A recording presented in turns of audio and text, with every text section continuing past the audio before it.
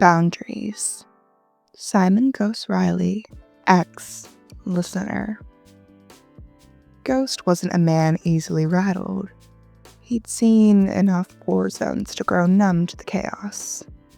He could sleep standing, fight blindfolded, and survive days without food or warmth. But you, well, you were an entirely different ambush.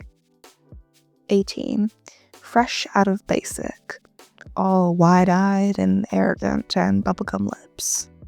He'd heard your file before. He'd seen your face. Sharp shot, high scores, fast-tracked. Promising, they called you. Unfiltered, Soap called you. But Ghost had another word for you. Because you had that look in your eye. Not that naive little sparkle of new recruits, no. You looked like you'd already played this game before. And worse, you played it well. Every time you leant over those wooden benches, Ghost's face would lock, his jaw tightening. Your skirt always rode high, and it wasn't regulation, he knew it, but no one else noticed. Soap just laughed you off. That one's a riot, mate. Funny little thing, always hungry, he would joke. Yeah, hungry. That's one way to put it. Ghost wasn't blind. You'd eat mess hall popsicles like you were trying to give someone a heart attack. You drank water like it was an auction. And Ghost, despite all his discipline, started taking his meals somewhere else. That didn't help, because you were everywhere. At drills and briefings, sliding into the passenger seat with that grin, sucking on a lollipop like the world wasn't watching. And the worst part, he never broke character. You played dumb when he looked, tilted your head as he clenched his jaw. This was a game, a wicked one, and Ghost was looking. It snapped one humid evening after drills. The barracks were hot. Tension was thicker than sweat, and you were sitting at a picnic table near the back lot, alone, sipping from a red bottle. Your knees were spread and your posture was lazy. Your tank top was extremely loose and showing too much for comfort. Ghost had caught it from across the lot. You were watching him. Not anybody else, just him.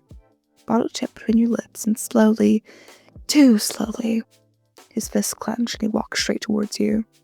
You saw him coming. Of course you did. You didn't move, you just smiled. Tapping your boots like you were waiting on room service.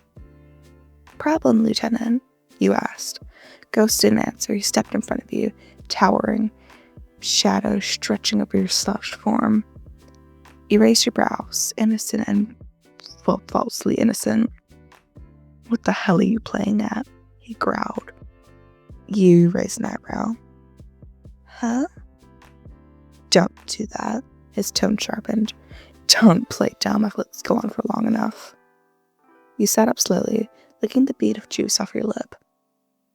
Let what go? You ask.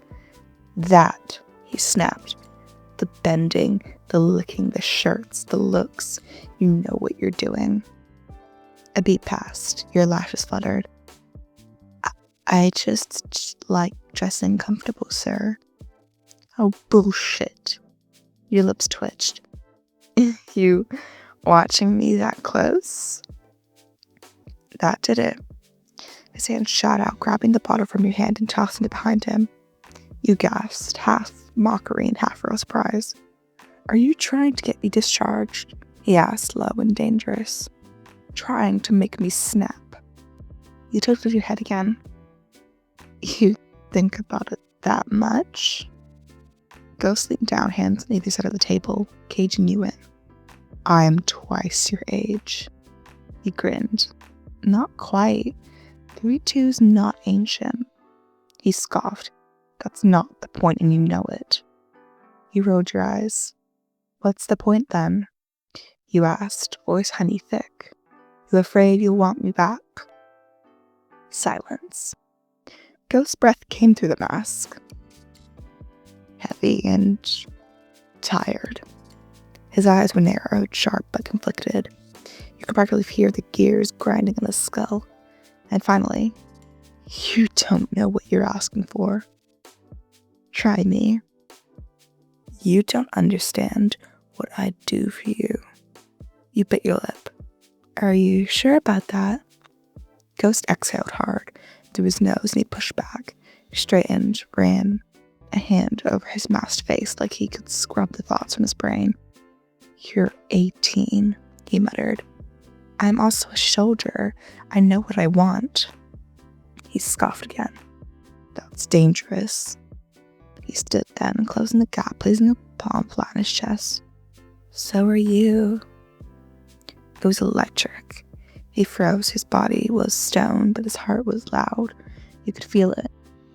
"You think I'm playing some schoolgirl crush game?" He whispered, fingers curling into his vest. "But when I see you, I see how you look at me when you think I'm not paying attention." He tries to cut you off. "I don't," but you cut him back off. "You do." I bend over and you look away. You get quiet when I sit too close, and you hate that I make you want something you think you shouldn't have. He grabbed your wrist, not harshly, but enough to stop the spiral. His voice was steel. "You think this is some kind of fantasy, but I'm not gentle, baby. I'm not the kind of thing you want. You want this now, but you wouldn't survive me." Your mouth curled. "Maybe I don't want gentle. Maybe I just want you." There it was. That was the final blow.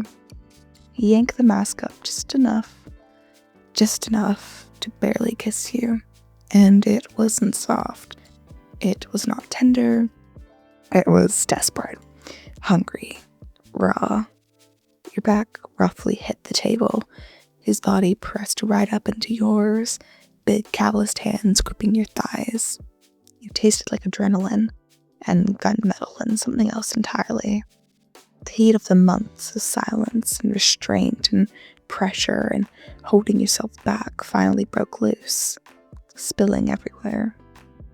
When he finally pulled away, his voice was rough.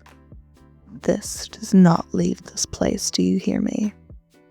You nodded, dazed. He leaned in close again and whispered against your mouth. "I warned you, and you got exactly what you want." You smiled, because that was the plan all along.